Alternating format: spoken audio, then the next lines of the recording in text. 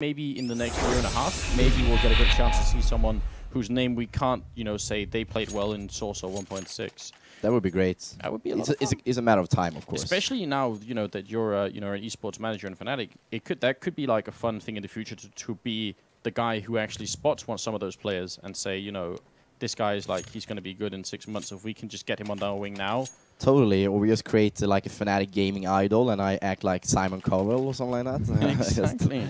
Sit there and vote people out when they miss headshots. That would be a great show. Face it, you can stream it for us. Thank you. Yeah, the Face it, so the Fnatic Academy, something like that? Fnatic Academy, definitely. All right. Well, I think they are just making sure that the start money is correct. I think, did someone connect with a lot of money? Maybe it's all right now. So either way... Maybe made them on CSGO Lounge. Oh, God. Oh, God. All that drama. Yeah. It's intense. It's very intense. But we know nothing about it besides what people write on Fragbite or HLT. So. Yeah. And today we don't care. This is Counter-Strike, of course, the game. Okay, the game, not the drama. And now we've resumed it. So, welcome back to the show here, guys. I'm sorry about that long pause here. It's Global with a 2-round lead, and Virtus.pro on the CT side here, not with a round yet, and they're going to be ecoing this time as well. So, Khan, they're spreading themselves pretty thinly across the map. Is that a good idea for Dust 2 here in Eco round? What about CTs? Yeah. I think unless you're buying a smoke, you kind of have to do it, because the way the map is designed, simply, you have like the gates in the middle, you can actually see how many people jumping over to B. So yes, without a smoke, you have to kind of spread out a bit, and just hope, if you are planning to withdraw, that there's no one spectating you there. But yeah, surely Dennis and Twist here, they got this under control, and Taz invested in a Deagle. Not completely worthwhile considering. I think they also purchased some pistols in the first eco round.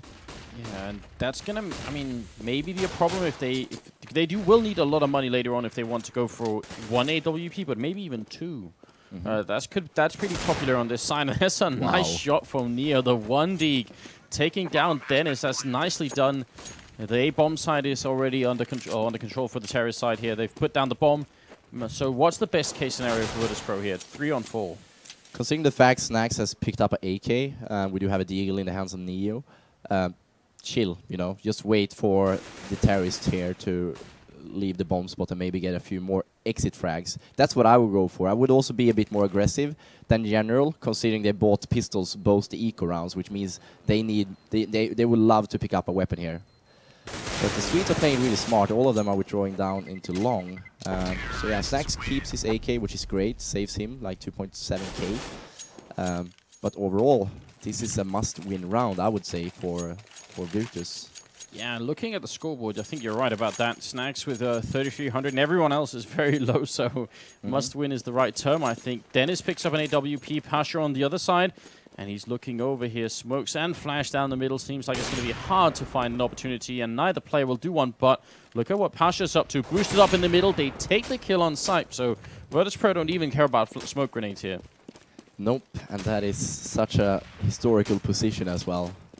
That's happened in the past. I was that guy standing and boosting like people like DSN and Delton in that position. But it's great to see it still exists and people are utilizing it. Slightly surprising that Sype is not able to, or he's not aware of that. I mean, he's probably aware of it. When he dies, he's like, oh, why didn't I think about that? Yeah. But that is actually a flaw in the strategy, that they don't have a proper smoke grenade put there, or at least a flashbang over the wall. Yeah, small investment in a $300 smoke grenade, but big investment or a big loss in losing a whole player. Twist, though, does bring it back, and for my money's worth, Twist is one of the sickest players in Sweden right now. Don't want to say he's undervalued, because I think a lot of people do realize how good he is, but sometimes it still feels like when we're talking about, Forrest and Getra and all these other players, we should, and Snyder and Flusher too, but we should talk about Swift a little bit as well. Totally. Yeah, that was a very important frag for them. Now the map is completely open up, and Virtus has to do kind of this standard thing where you put like 2 members in each bomb spot. Yeah, and look at this. Which Neo. Oh, they're so close. He's going to come out of the smoke, and Twist will take the kill. Sneaks into the bomb site alone. Taz now looking into the B bomb site, looking for a shot here, and we'll take him down. But they're rushing up the middle. Dennis and Crims 2 on 3 here, rushing up to the bomb site, and they're very close. Taz is going to peek out. He goes down to Crims, and oh no! At least Dennis has the bomb, but now it's a 1-on-2 for Dennis. he gets the bomb plant as well. He's got the AWP, flashes himself out, goes close, gets the no-scope, and now he's against Byali. 1-on-1 here. He's got the right angle as well. He just needs to click. If he misses it, Byali's probably going to kill him. And he actually is fast enough as well. Nicely done, Dennis. A good double kill. If he misses that kill, Khan, I mean, that must be it. Definitely. And I think even doubled Zoom there in the end. It was quite an unorthodox way of playing that. But I like the positioning from Dennis. A little bit too aggressive play from Pasha, though, I'd say. Yeah, they could have waited if they'd both gone in at the same time, maybe. But that's also why it was kind of cool that Dennis didn't. If he had gone back inside the bomb site, maybe it would have been easier for Virtus.pro to attack him at the same time. Yeah, I mean, Dennis did the only thing he could have done there. It's like they knew he just planted the bomb. He can either go aggressive and go or go on the plateau, but he took the best decision here, I'd say, to go aggressive. And very few AWP players in CSGO are able to actually handle AWP short range, but he shows some excellent showcase of how it could be done. Yeah, no scope and then the final shot there. Yeah, that was an important round. And you know, we said it, Virtus.pro, they absolutely needed to start winning rounds, and instead now they're really far behind here. It's not a complete disaster, but it's still not really a good start for them. No, definitely. I don't have the scoreboard up now, but I can imagine they are at 3.1k. Yeah, Snax, like I think, is a little bit more because he kept the AK-47. But on the other side, we're seeing Global here now really boosting their economy up to a level of like 10k. We're not going to get stranded in the numbers too much, guys, but it's obviously very promising for the Swedes here. They cannot only lose 1, 2, or 3 rounds. They can probably lose like 4 or 5 rounds and still be able to just spam weapon rounds. Yeah, that'll be really frightening, won't it? That's a big problem for the CT side. In the meantime, guys, maybe we should. I mean, do we know how long it's going to be before we're ready again? Probably still going to be a little while. So we will go to a quick break, guys. In the meantime, check out FaZe.com and the new platform and everything, and then we'll be right back once we've got the problem sorted out for Olofmeister. So stay tuned.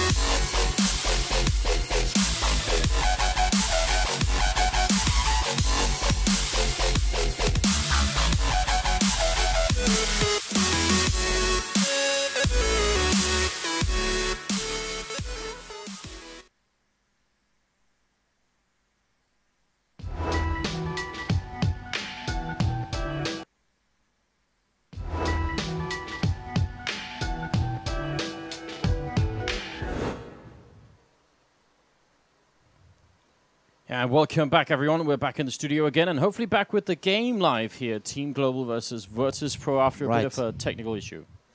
But damn, welcome to the studio. Of course, we've got Patrick Kahn-Sederman with us here. Fine. Thank you. I'm glad you wanted to join us, Patrick. It's nice. It's always great to bring more gaming and esport to the glorious country of UK, you know, or England in this case. Yes. Hasn't been too much happening from here, but now we obviously have FACEIT here, running weekly tournaments, which is great. And also recently, I think today, LCS Riot, they announced a tournament over at Wembley, so that's great, and Gfinity as well. Yeah, that's actually a lot in a very short time. I don't know, it seems like a very obvious choice when you think about London as a city, because there's so much business going on here. So if you want to look for potential partners to do, get involved in esports, it's you don't have to walk around too long around the block before you find someone who could be a potential investor. That's interesting. And it's also nice, isn't it? Like this area where FACEIT has their office, Carnaby Street. If you haven't been here, like Oxford Circus, prime location, nice weather as well. At least the past 4 hours. For a couple of hours, at a time, but it's very cool. It's a very nice part of town. There's no doubt about that. It's right here in the Twitch office as well. Right. And wonder what's happening over at Dust 2. I don't know. I've heard a rumor that maybe Pyth is going to be joining instead of Olofmeister, so maybe his disconnect wasn't, just maybe his computer just died completely. Okay. I don't know. But either way, we hopefully will be back in the game very soon here, so we can just resume and see if Team Global, who've already had a pretty good start, if they can just keep going like this. Yeah, I think we're looking at 4-0 right now. Yeah, that's true. An incoming eco round from the Polish team, the EMS winners. Oh. Looks tough. It does look tough. I'm still waiting for the announcement of that next big major tournament. That has to happen soon. We need some news. And actually, I think I have my spider senses are tingling. I think it's going to be really soon. We'll hear something new. But here it comes. You're right. 4-0. And actually, look at this place. Snags picks up an AWP armor as the only person and kills Sight with it. That's quite a big risk. And up the middle, look at this. Pasha, you did say, Khan, that they had an aggressive style here, Virtus Pro, and you're absolutely right. Quite surprisingly, though, that Snags opted to stick to the AWP instead of giving it to Pasha, which is the main sniper of VP. Yeah, maybe it was spawn-related in this case. It could have been that he had a little bit better. But he certainly opened up the round, so money well spent thus far. But we have a 3-on-4 situation now, and now it's going to become really tricky without Kit as well. And not easy at all. Snags. I think if Pasha could have got that kill in the middle when he crept up, maybe there would have been a good chance, but now it seems kind of lost. Yeah, it's game over, and what Taz has to do now, I'm not sure if he's going to do this or not, but he needs to stay alive, because he needs to be kind of the final protector to Snags here, because he must save the sniper rifle. Yeah. And if Taz goes and die here, then it's going to be like a 100-meter Usain Bolt race towards Sponsor B here, where Snags is currently hiding with his sniper. They're just going to be charging him down, basically. 7,000 equipment value, almost 8,000, and there it is. Taz goes down, and now everything here is on Snags. And you're right, they are just running for him. They really want this, and he's going to take down Pyth, who is to stand in, but they know exactly where he is. The bomb hasn't even exploded yet, so they have a lot of time here to try and get to him. Snags, not going to be easy to stay alive. He peeks out once more, doesn't get the shot. Now the round is over, but in the last seconds, Dennis takes him down, and there's a big loss. Certainly a big loss. Everything looked so nice there in the beginning. Got the first frag, and they felt like, yeah, we can actually win this. Pasha maybe, though, it took somewhat of a cool move, but maybe at that point they should just have utilized, like Navi 2010 style, just utilize the sniper, letting Markelov, Snags in this case, just run around on the map and pick up more people. Yeah. But instead they gave the Swedes another chance here to get back into the 5th round, and they took it 5-0. He did stand very still in the middle, hoping for one more peek, but it never came, and maybe that's what lost the round here. This time Dennis spawns very close to the B bomb site and actually goes for the really quick peek, walks in alone, very dangerous, actually peeks again. Dennis just not afraid of anything, but he's going to get flashed away, and backup is coming in as well. He's got to be so careful. He sees it coming from Neo. That's in great game sense coming out here from the in-game leader. Somewhat of a surprising move from Filip Kubski here as well, that he couldn't kept a bit more cool and waited. Maybe a flashbang or a smoke grenade from a teammate. And now I think bomb spot B is going to get attacked any second here. Only one guy defending there, and that is Taz. Yeah, and he had a teammate in the bomb side as well, so there was a good opening, but Snags here takes the one. Pyth going to drop him. And now it's everything on Taz. Walking out, great angle spots Denizen is going to take him down. So it's back into a 3-on-3, and they haven't actually... I mean, look at the time here. 30 seconds is not that much, is it? The only thing they can do now is to attack Catwalk. And the bomb is not even there, so yeah, maybe hold that thought. Maybe the only chance now is to go bomb spot B. But Taz is going to be ready for this. And he's taking a very smart... hold that thought, actually, again. He should have hide more here. 19 seconds to go. He should have hide. Yeah, he's trying to. He gets the good shot on Pyth there. Now, Sipe, 13 seconds walking into the bomb site. A lot on his shoulders. If he could at least get the bomb down, it would be good for their economy. But he's going to take the shot there. 5 seconds. He can't win the round any longer. All they have to do, Virtus.pro, is wait. And he's going to lose it. Pushes out. Goes down just as the bomb... Actually, the time runs out. And he didn't get the round bonus. Look at that, 3,000 on him. He died right after the time ran out. Right, but by combining or adding up the Pesetos here in the Terrorist team, we see that they are in fairly good shape. Yeah. Surprising game from, surprising play rather, from Taz there. He should have survived that round, because now they're gonna get into another eco round in case they lose this round. And that's so important. I think Taz should have known better, but yeah, maybe he felt that his aim was on fire at that point. He took some great kills in that round, but yes, he should have survived. Yeah, the bullet's scary. I mean, they need everything they can get here, Virtus.pro. Yeah, they need to build up an economy here. And so far, you know, with one round, every single dollar counts. Crims is jumping a little bit up on the box here. I mean, so far, Team Global, it seems like very standard CT side play, just taking control of middle here. Right. And same goes, yeah. Both teams are playing it quite standard right now, and I think the first action is going to happen any second here. Dennis, again, the in-game leader, I think.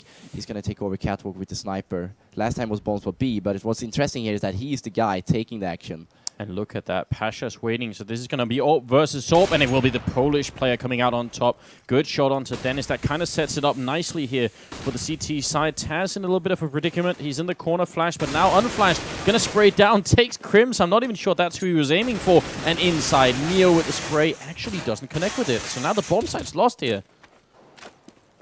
So 3-on-3. I mean, who has the advantage in this 3-on-3 once the bomb is down?